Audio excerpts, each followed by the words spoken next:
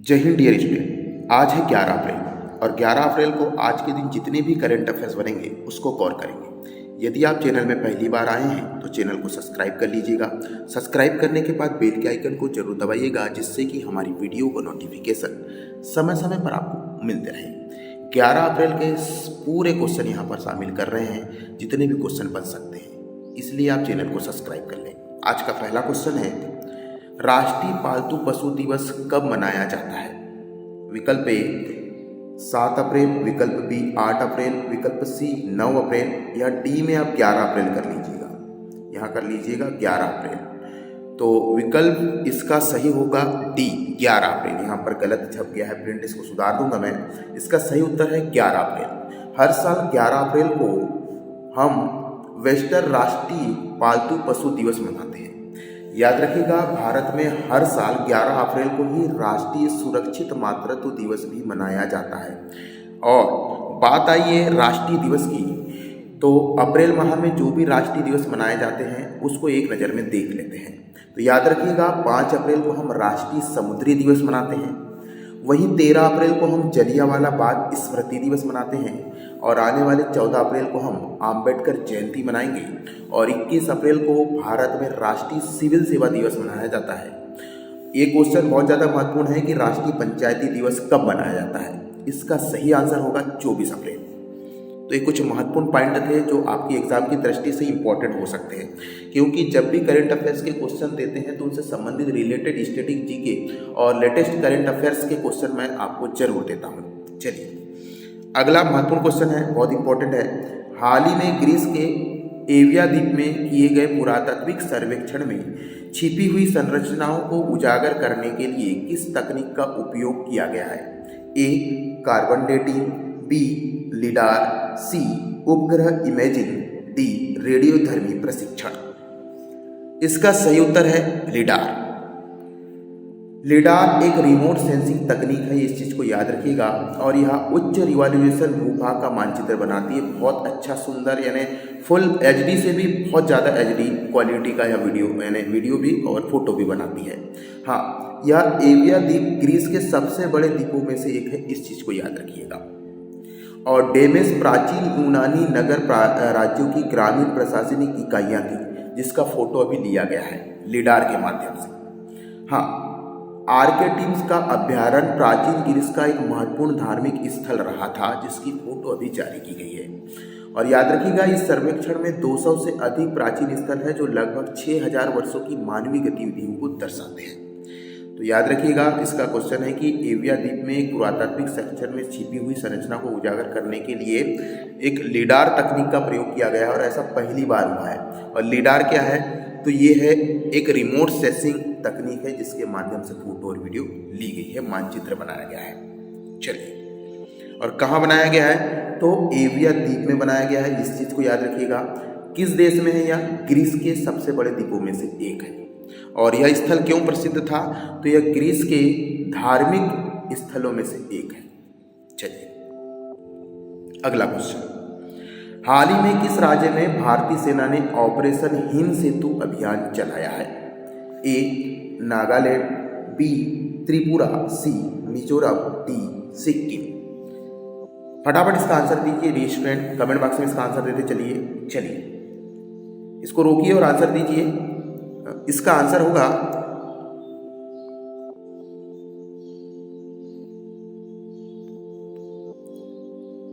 इसका मैं आंसर दे देता हूं कि भी हाल ही में सिक्किम में कुछ लोग फंस गए थे, और ये लोग वहाँ पर भूस्खलन टाइप का, यानी बर्फबारी हो गई थी, और वहाँ पर भूस्खलन होने से कुछ लोग वहाँ पर फंस गए थे, और लगभग वहाँ पर कुछ स्थानीय लोग और पर्यटन लोग भी फंस गए थे। उनको निकालने के लिए भारतीय सेना ने ऑपरेशन हिम सेतु अभियान चलाया है।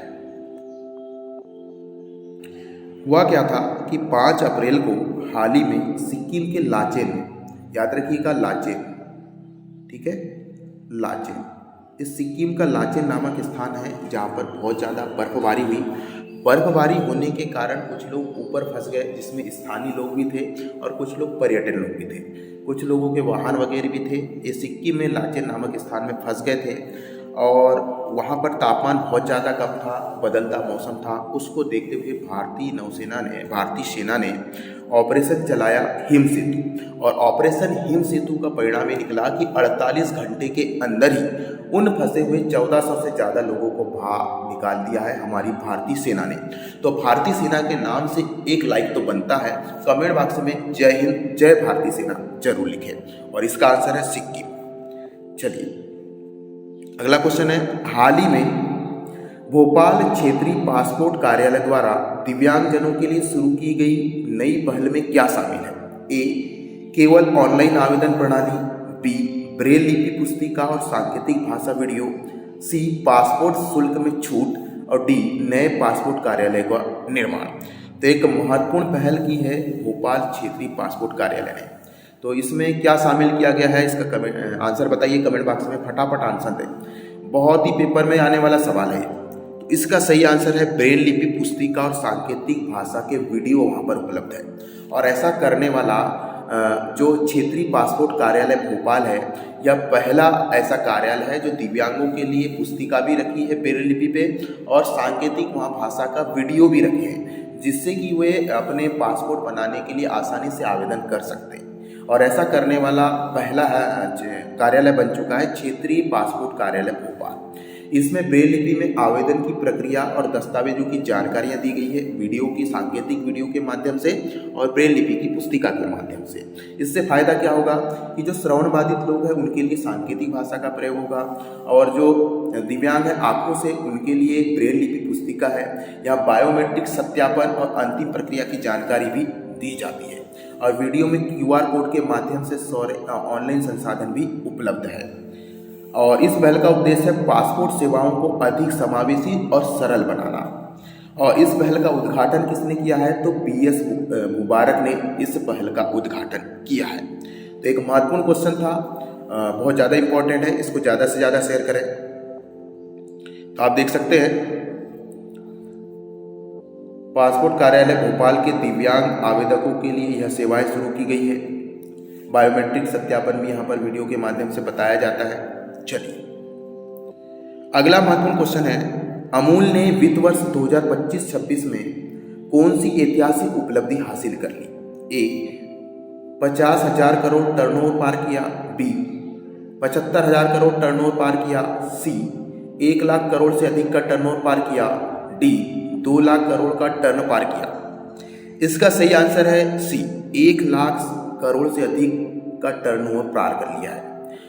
अमूल भारत की पहली FMCG कंपनी, मतलब जो खाने पीने के प्रोडक्ट बनाते हैं उस कंपनी को FMCG कंपनी कहते हैं। अमूल भारत की ऐसी पहली FMCG कंपनी बन गई है जिसने 1 लाख करोड़ रुपए का टर्नओवर पार कर लिया है। ठीक है, अमूल ब्रांड ने इस सफलता में 36 लाख से अधिक डेयरी किसानों का योगदान भी शामिल है। अमूल लगभग 18 जिला सरकारी संघों के साथ मिलकर के अपना व्यापार करता है, और कंपनी ने लगभग 11% की वृद्धि दर्ज कर ली है। तो अमूल 1 लाख करोड़ से अधिक टर्नओवर पार करने वाली कंपनी बन गई है, भारत की पहली FMCG कंपनी। इस चीज को आपको याद रखिए। चलिए, और अमूल दूध पीता है इंडिया को, तो याद ही होगा, अमूल बहुत सारे प्रोडक्ट बेचता है। अगला महत्वपूर्ण क्वेश्चन है, राष्ट्रीय अनुसूचित जाति वित्त एवं विकास निगम अर्थात NSTFDC का अपना 25वां स्थापना दिवस कब मनाया जाएगा? ए, 8 अप्रैल 2026, बी, 9 अप्रैल 2026, सी, 10 अप्रैल 2026, डी, 11 अप्रैल 2026। इसका सही आंसर है 10 अप्रैल 2026। राष्ट्रीय अनुसूचित जनजाति वित्त एवं विकास निगम 10 अप्रैल 2026 को अपना 25वां स्थापना दिवस मनाया। अब बात आई है राष्ट्रीय अनुसूचित जनजाति वित्त एवं विकास निगम की, तो इसका कार्यालय जो है मुंबई में आयोजित कार्यक्रम में आयोजित किया गया, और इस समारोह में केंद्रीय जनजाति मामलों के मंत्री हैं जुएल ओराम ने हिस्सा लिया, और जनजाति का मामलों के राज्य मंत्री हैं दुर्गा दास उइके भी इस कार्यक्रम में सम्मिलित हुए। तो एक महत्वपूर्ण क्वेश्चन है, याद रखिएगा। चलिए, स्थापना दिवस 25वां स्थापना दिवस मनाया है राष्ट्रीय अनुसूचित जनजाति वित्त विकास निगम ने। कब मनाया है? तो 10 अप्रैल 2026 को। चलिए, अगला महत्वपूर्ण क्वेश्चन, ये बहुत ज़्यादा इंपॉर्टेंट क्वेश्चन है। 9 अप्रैल को भारत द्वारा CRPF शौर्य दिवस मनाया जा रहा है। यह किस स्थान पर पाकिस्तान के खिलाफ मिली जीत की याद में मनाया जाता है? A कारगिल, B कच्छ का रण, C सियाचिन और D दार्जिलिंग। बात पाकिस्तान की है, उनको हमने हराया था। स्थान का नाम आपको याद होना चाहिए। फटाफट कमेंट बॉक्स में कमेंट कर दीजिए कि हमने पाकिस्तान को कहाँ धूल चटाई थी 9 अप्रैल को। इसका सही आंसर है कच्छ का रण। कच्छ का रण क्या हुआ था कि 1965 में पाकिस्तान के खिलाफ मिली जीत का जश्न है, जहां कच्छ के रण में हमारी सेना CRPF ने 1965 में गुजरात के कच्छ में पाकिस्तान की पूरी की सेना की टुकड़ी को नस्तो नाबूद कर दिया था, हरा दिया था। किस स्थान पर? तो कच्छ के रण पर। इस स्थान को याद रखिएगा और इसी कारण शौर्य दिवस मनाया जाता है। तो इस घटना को याद रखिएगा और यह पुलिस बल द्वारा सेना को हराने की दुनिया की दुर्लभ घटनाओं में भी शामिल है और हमारे देश के कारण और हमारे सिपाहियों के कारण इसको लाइक तो कर दीजिए। और यह कब घटना घटित हुई थी? याद रखिएगा 9 अप्रैल 1965 को। कहाँ पर घटित थी? गुजरात के कच्छ में। ठीक है, हमारी सेना ने पाकिस्तान को खदेड़ा था। लाइक कर दीजिए भारतीय सेना के नाम से। चलिए अगला महत्वपूर्ण क्वेश्चन, हाल ही में वन्यजीव संरक्षण और पशु चिकित्सा विज्ञान को समर्पित विश्व के पहले एकीकृत वैश्विक विश्वविद्यालय की स्थापना की घोषणा की गई है। यह कहाँ बनेगा? A Gujarat, B Maharashtra, C Rajasthan, D Tamil Nadu. Dear students, फटाफट इसका आंसर दीजिए। बहुत इंपॉर्टेंट क्वेश्चन है, आगे वाले एग्जाम में आएगा ही। इसका सही आंसर है गुजरात। वंतारा ने गुजरात के जामनगर में वन्यजीव संरक्षण पशु चिकित्सा विज्ञान को समर्पित विश्व के पहले एकीकृत वैश्विक विश्वविद्यालय की स्थापना की घोषणा कर दी है। कहाँ बनेगा? गुजरात में बनेगा। और गुजरात के किस स्थान पर बनेगा? तो जामनगर में। और इसने घोषणा किसने किया? वतारा। वतारा क्या है? ये रिलायंस की एक कंपनी है और इसका नेतृत्व करते हैं अनंत अंबानी। अनंत अंबानी ने घोषणा किया है कि हम गुजरात के जामनगर में वन्यजीव संरक्षण और पशु चिकित्सा विज्ञान का समर्पित एक एकीकृत विश्वविद्यालय बनाया जाएगा। तो एक बहुत बड़ी घोषणा है। इसको आप लाइक कर दें, कमेंट बॉक्स में कमेंट करें और इस वीडियो को नोट डाउन कर लें। बात आई है गुजरात की। गुजरात की स्थापना 1 मई 1960 को हुई थी। गुजरात की राजधानी है गांधीनगर। वर्तमान में मुख्यमंत्री है भूपेंद्र पटेल। वर्तमान में राज्यपाल है आचार्य देवव्रत। अगर पड़ोसी राज्य की बात करें तो राजस्थान, मध्य प्रदेश और महाराष्ट्र इसके पड़ोसी राज्य हैं। आप मैप में भी देख सकते हैं, ये देख लीजिए राजस्थान उत्तर पूर्व में, पाकिस्तान भी है उत्तर में और दक्षिण में महाराष्ट्र है और कुछ सीमा इसकी मध्य प्रदेश से भी छूती है। इस चीज़ को याद रखना कि पूर्व में मध्य प्रदेश के साथ भी अपनी सीमा बनाता है। तो ये बहुत इंपॉर्टेंट क्वेश्चन है। ऐसे क्वेश्चन अक्सर एग्जाम में पूछे जाते हैं जो पहली बार होते हैं। चलिए अगला महत्वपूर्ण क्वेश्चन है, फिम्बिस्टिक वाइनोडिसिस नामक एक नई पादप प्रजाति किस क्षेत्र में खोजी गई है? A हिमालय पर्वतमाला, B पश्चिम घाट, C अरावली पर्वतमाला, D विंध्याचल पर्वत। इसका सही आंसर है पश्चिमी घाट। हाल ही में फेब्रिस्टिल वायनाडेंसिस नामक एक नई प्रजाति खोजी गई है। कहाँ खोजी गई है? तो केरल के वायनाड में खोजी गई है और यह पौधा सेज परिवार से संबंधित है जिसके तने सामान्यतः त्रिकोणी होती है। ये पौधे यहाँ पर दिखाई दे रहा होगा, ठीक। और यह प्रजाति लगभग 1000 मीटर की ऊंचाई वाले क्षेत्रों में 1900 मीटर की ऊंचाई वाले क्षेत्रों में पाई जाती है। इसके जो पुष्प समूह हैं कम और गहरे भूरे होते हैं जो विशिष्ट बताते हैं। पश्चिमी घाट जैव विविधता का बहुत बड़ा हॉट स्पॉट है और विश्व की यूनेस्को की विश्व धरोहर सूची में भी शामिल है। कौन सा? पश्चिमी घाट। और ये पश्चिमी घाट कहाँ पर है? तो ये है केरल के वायनाड में। केरल के किनारे किनारे पश्चिमी घाट लगा होता है और ये केरल के वायनाड में अभी हाल ही में इस प्रजाति की खोज की गई है। पादप प्रजाति है, एक प्रकार का पौधा है और कौन से परिवार का है? सेज परिवार का है।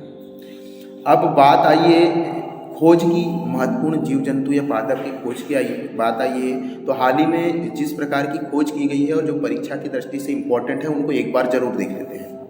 पश्चिमी घाट में अभी फ्रिम्बिस्टियल वायनाडेंसिस नई पादप प्रजाति की खोज की है और ये कहाँ पर स्थित है तो वायनाड केरल में स्थित है। इस चीज़ का याद रखिएगा, जो घास की प्रजाति है, घास है एक प्रकार से। हाँ, हाल ही में अंडमान और निकोबार द्वीप समूह में नई समुद्री जीव जंतुओं की कोरल मछलियों की प्रजाति खोजी गई है। कहाँ? अंडमान और निकोबार द्वीप समूह में। हाल ही में एक क्वेश्चन याद रखिएगा, नई मेंढक की नई प्रजाति खोजी गई है कहाँ पर? अरुणाचल प्रदेश में।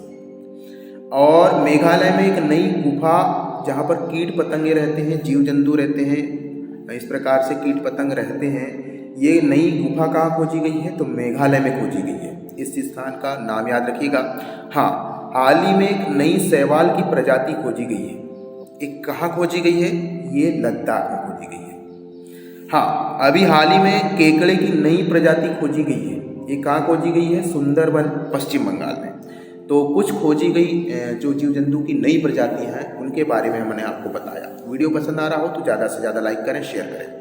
अगला महत्वपूर्ण क्वेश्चन, विश्व होम्योपैथी दिवस कब मनाया जाता है?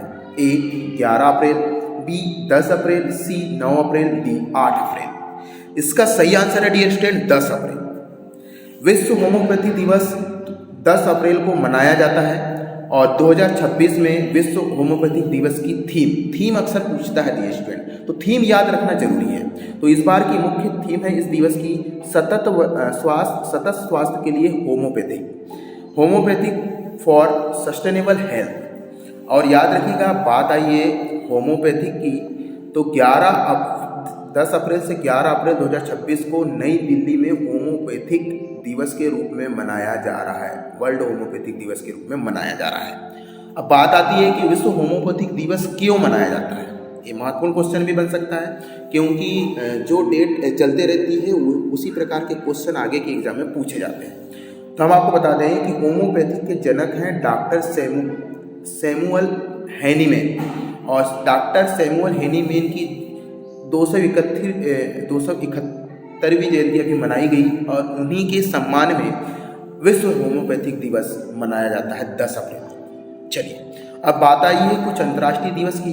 तो अप्रैल माह में जो मनाए जाने वाले अंतर्राष्ट्रीय दिवस है उसको एक नज़र में देख लेते हैं। 7 अप्रैल को विश्व स्वास्थ्य दिवस मनाया गया। 11 अप्रैल को हम विश्व पार्किंसन दिवस भी मनाते हैं। 12 अप्रैल को मानव अंतरिक्ष उड़ान अंतर्राष्ट्रीय दिवस मनाया जाता है। 18 अप्रैल को विश्व धरोहर दिवस मनाया जाता है। 21 अप्रैल को विश्व रचनात्मकता और नवाचार दिवस मनाया जाता है। 22 अप्रैल को हम पृथ्वी दिवस मनाते हैं। 23 अप्रैल को विश्व पुस्तक और कॉपीराइट दिवस मनाया जाता है। 24 अप्रैल को बहुपक्षवाद और कूटनीतिक अंतर्राष्ट्रीय दिवस मनाया जाता है। 25 अप्रैल को हम विश्व मलेरिया दिवस मनाते हैं। 26 अप्रैल को विश्व बौद्धिक संपदा दिवस मनाया जाता है। 28 अप्रैल को कार्यस्थल सुरक्षा और स्वास्थ्य दिवस मनाया जाता है। 29 अप्रैल को अंतर्राष्ट्रीय डांस दिवस मनाया जाता है। ये कुछ महत्वपूर्ण दिवस थे जो अप्रैल माह में मनाए जाते हैं। चलिएगा, अगला महत्वपूर्ण क्वेश्चन, हाल ही में दुनिया का पहला कमर्शियल अपर 6 गीगाहर्ट्ज इंटरनेट किस देश ने लॉन्च किया है? ए संयुक्त अरब अमीरात, B Malaysia, C Japan, D Indonesia. तो इसका सही आंसर है संयुक्त अरब अमीरात। संयुक्त अरब अमीरात ने दुनिया का पहला कमर्शियल अपर 6 गीगाहर्ट्ज इंटरनेट नेटवर्क लॉन्च किया है, जो कि कमर्शियल है और अच्छी स्पीड है, सबसे ज़्यादा स्पीड है। और इसकी घोषणा कब की गई? तो अप्रैल 2016 में समेना काउंसलिंग लीडर सब्मिट में इसकी घोषणा की गई। ठीक है, और यह तकनीक 10 गीगाबाइट डाउनलोड की गति प्रदान करता है, यानी 10 गीगाबाइट प्रति सेकंड के हिसाब से डाउनलोड होगी फाइलें। और इसकी रेंज लगभग 6425 से 7125 मेगाहर्ट्ज तक होगी। और इसमें डाउनलोड की स्पीड है 10 गीगाबाइट पर सेकेंड, और अपलोड की जो है वो 1 गीगाबाइट पर सेकेंड है। जो इंटरनेट चलाते हैं जिनको पता होगा कि स्पीड क्या होती है, तो याद रखिएगा 1 सेकंड में 10 गीगाबाइट डाटा डाउनलोड हो जाएगा। तो ये किसने लॉन्च किया है? संयुक्त अरब अमीरात ने पहला कमर्शियल इंटरनेट नेटवर्क लॉन्च किया है जो कि 6 गीगाहर्ट्ज का है। चलिए, और इसका मुख्य उद्देश्य क्या है? तो 2026 तक 10 गीगा इंटेलिजेंट नेशन बनाना और 6G के लिए तैयार करना। स्पीड इसकी बहुत ज़्यादा है और ऐसा करने वाला संयुक्त अरब अमीरात पहला देश बन गया है। एक महत्वपूर्ण क्वेश्चन था, इसको नोट डाउन कर लीजिएगा। अगला महत्वपूर्ण क्वेश्चन, हाल ही में सिंधी भाषा में भारत के संविधान का नवीनतम संस्करण किसने जारी किया? ए. राष्ट्रपति द्रौपदी मुर्मू, बी. उपराष्ट्रपति CP राधाकृष्णन, सी. प्रधानमंत्री नरेंद्र मोदी, डी. गृह मंत्री अमित शाह। एक महत्वपूर्ण क्वेश्चन है और बहुत ही ज़्यादा इंपॉर्टेंट क्वेश्चन है, इसको नोट डाउन कर लीजिए। हमारे देश के संविधान की बात है, फटाफट नोट डाउन कर ले, इसका आंसर दे। इसका आंसर है उपराष्ट्रपति CV राधाकृष्णन। ये क्वेश्चन तो आएगा ही, डेफिनेटली आएगा आगामी एग्जाम में। 10 अप्रैल 2026 को सिंधी भाषा दिवस के अवसर पर भारत के उपराष्ट्रपति CP राधाकृष्णन ने नई दिल्ली में सिंधी भाषा में भारत के संविधान का नवीनतम संस्करण जारी किया है और यह संस्करण देवनागरी और फारसी दोनों लिपियों में प्रकाशित हुआ भी है। और यह है कि नागरिकों के अधिकारों के प्रति जागरूक करने के उद्देश्य से यह संस्करण जारी किया गया है। अब बात आइए उपराष्ट्रपति CP राधाकृष्णन की। तो इनका पूरा नाम है चंद्रपुरम गोन्नुपुस्वामी राधाकृष्णन, जिनका जन्म 4 मई 1957 को एक भारतीय राजनीतिज्ञ के रूप में हुआ। और वो याद रखिए 12 सितंबर 2025 से भारत के 15वें उपराष्ट्रपति के रूप में अभी तक कार्यरत है। तो इनका नाम याद रखिए। और इन्होंने सिंधी भाषा में भारत के संविधान का नवीनतम संस्करण लॉन्च किया। इस चीज़ को याद रखिए, 10 अप्रैल को सिंधी भाषा दिवस के उपलक्ष्य में मनाते हैं उस दिन। तो ये महत्वपूर्ण डेट थी। किताब का नाम है, भाषा का नाम रखें, समय का नाम याद रखें और किसने जारी किया इसको याद रखें। ठीक है, चलिए एक महत्वपूर्ण क्वेश्चन और आ गया, धमाकेदार क्वेश्चन। नारिद AI नामक AI टूल को किस राज्य पुलिस द्वारा हाल ही में लॉन्च किया गया है? नारिद AI नामक AI टूल लॉन्च किया है किस राज्य की पुलिस ने? महत्वपूर्ण क्वेश्चन है। A. Maharashtra, B. Uttar Pradesh, C. Gujarat, D. Rajasthan. एक महत्वपूर्ण क्वेश्चन है, कमेंट बॉक्स में इसका आंसर दीजिएगा। इसका आंसर है गुजरात। गुजरात पुलिस ने मादक पदार्थों के मामले से निपटने के लिए AI आधारित एक उपकरण पेश किया है। और इससे क्या होगा? तो भारतीय पुलिस द्वारा तैनात की गई इस प्रकार की पहली प्रणाली है और इसमें नारिद AI इसको नाम दिया गया है। इसका फुल फॉर्म है narcotic analysis and RAG based investigation tool, जिसको शॉर्ट में कहते हैं नारिद AI। और कहाँ लॉन्च किया गया है? तो गुजरात पुलिस के द्वारा गांधीनगर में इसको लॉन्च किया गया है। अब बात आई है कुछ ऐप और डिजिटल से संबंधित और पुलिस विभाग से संबंधित कुछ करंट अफेयर्स की। हाल ही में उत्तर प्रदेश पुलिस ने यक्ष ऐप शुरू किया है। उत्तर प्रदेश पुलिस ने AI आधारित यक्ष नामक एक शुरू किया है और इसका उद्देश्य है अपराधियों की पहचान करना, ट्रैकिंग करना और निगरानी रखना। और इसी प्रकार से हाल ही में हरियाणा पुलिस ने अभेद ऐप लॉन्च किया है जो जबरन वसूली और कॉल की तुरंत रिपोर्टिंग करता है और कार्रवाई करता है। तो अभेद ऐप किसने लॉन्च किया है? हरियाणा पुलिस ने। हाल ही में विजन 2026 योजना शुरू की है। किस पुलिस ने शुरू की है? तो पंजाब पुलिस ने शुरू की है विजन 2026 योजना। और इसमें डायल 112 सिस्टम को मजबूत करने का एक तरीका है। हाल ही में ई-साथी अभियान की शुरुआत किया है। किसने किया है? उत्तर प्रदेश पुलिस ने किया है। क्यों किया है? इसका उद्देश्य है पुलिस और नागरिकों के बीच संपर्क को बढ़ावा करना और हेल्पलाइन शुरू करना। हाल ही में आंध्र प्रदेश सरकार ने हर जिले में साइबर क्राइम पुलिस स्टेशन योजना शुरू की है ताकि डिजिटल अपराधों के निपटने का विशेष ढांचा तैयार किया जा सके। एक क्वेश्चन और बनता है कि हाल ही में शक्ति ऐप किसने लॉन्च की? तो शक्ति ऐप लॉन्च किया है आंध्र प्रदेश पुलिस ने। और क्यों लॉन्च किया है? तो महिलाओं की सुरक्षा के लिए। तो कुछ इस प्रकार के करंट अफेयर बनते हैं। कमेंट बॉक्स में जरूर इसके बारे में लिखिए कि आपको ये वीडियो कैसे लग रहे हैं। ज़्यादा से ज़्यादा शेयर करें। आज के क्वेश्चन बहुत ही ज़्यादा धमाकेदार है, बहुत ज़्यादा इंपॉर्टेंट है और बहुत ज़्यादा क्वेश्चन को हमने शामिल किया है। तो फटाफट वीडियो को लाइक कर दीजिए। अगला क्वेश्चन, हाल ही में भारत के प्रसिद्ध खिलाड़ी CD गोपीनाथ जी का निधन हो गया है। वे किस खेल से संबंधित थे? A. Kabaddi, B football, C cricket, D hockey. इसका सही संबंध है क्रिकेट। हाल ही में सीडी गोपीनाथ जो कि क्रिकेट से संबंधित थे, इनका निधन हो गया है और ये भारत के सबसे उम्रदराज जीवित पूर्व क्रिकेटर थे। भारत के सबसे उम्रदराज जीवित पूर्व क्रिकेटर का रिकॉर्ड इनके नाम था सीडी गोपीनाथ जी के द्वारा। और इन्होंने 1952 में इंग्लैंड के खिलाफ भारत की पहली ऐतिहासिक टेस्ट जीत का हिस्सा भी थे सीडी गोपीनाथ। इनका 9 अप्रैल 2026 को निधन हो गया है। 96 उम्र में हो गया है। कहाँ हुआ है? तो चेन्नई में इनका निधन हो गया है। और इन्होंने 1951 से 1960 तक भारत के 8 टेस्ट खेले हैं और इनमें 242 रन बनाए हैं। इन्होंने 1951 में इंग्लैंड के खिलाफ अपना डेब्यू मैच खेला था 1951 में। और ये भी क्वेश्चन पूछता है कि अब ये रिकॉर्ड किसके नाम हो जाएगा? अब ये रिकॉर्ड नाम हो जाएगा मुंबई के 95 वर्षीय चंद्रकांत पाटनकर के, जो अब दुनिया के सबसे उम्रदराज जीवित टेस्ट क्रिकेटर बन गए हैं। पहले किसके नाम था? तो सीडी गोपीनाथ। अब वो उनका निधन हो गया है। चलिए अब बात आई है निधन की। तो अप्रैल माह में जिन व्यक्तियों के अप्रैल और आगामी पिछले कुछ महीने में जिन व्यक्तियों के निधन हुए हैं, जो एग्जाम की दृष्टि से बहुत ज़्यादा महत्वपूर्ण रखते हैं, उनको शामिल किया है। चलिए सीडी गोपीनाथ हाल ही में निधन हो गया। अनुभवी क्रिकेटर थे और भारत के सबसे उम्रदराज क्रिकेट का रिकॉर्ड इनके नाम था अब तक। इंद्रजीत सिंह बिंद्रा का निधन हो गया, जो कि बीसीसीआई के पूर्व अध्यक्ष और वरिष्ठ क्रिकेट प्रशासक थे, जिनका हाल ही में निधन हो गया। राज के पुरोहित जिनका निधन हो गया, वो भारत के वरिष्ठ भाजपा नेता थे। 71 वर्ष की आयु में निधन हो गया।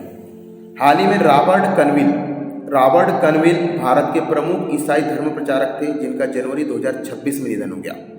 रॉबर्ट कनविल का तो कुछ प्रसिद्ध व्यक्तियों के निधन है, इनको याद रखिएगा। अगला महत्वपूर्ण क्वेश्चन, ये तो बहुत ज़्यादा इंपॉर्टेंट क्वेश्चन है, नोट डाउन कर लीजिए और IMP लगा दीजिए। हाल ही में एक रिपोर्ट के अनुसार 2025 में वैश्विक निर्यात के संदर्भ में भारत कौन से स्थान पर रहा? A 18वें, B 19वें, C 20वें, D 21वें। तो इसका सही आंसर है 19वें। अभी हाल ही में रिपोर्ट जारी की गई है कि 2025 में वैश्विक निर्यात, इसमें भारत कौन से स्थान पर है? 19वें स्थान पर है। और वैश्विक निर्यात कितना हो चुका है? तो 26.3 ट्रिलियन डॉलर, जो पिछले वर्ष से लगभग 7% अधिक है। इसका मतलब यह है शुद्ध देहाती भाषा में कि जो लेन देन हुआ है, कितना लेन देन हुआ है पूरे विश्व भर में?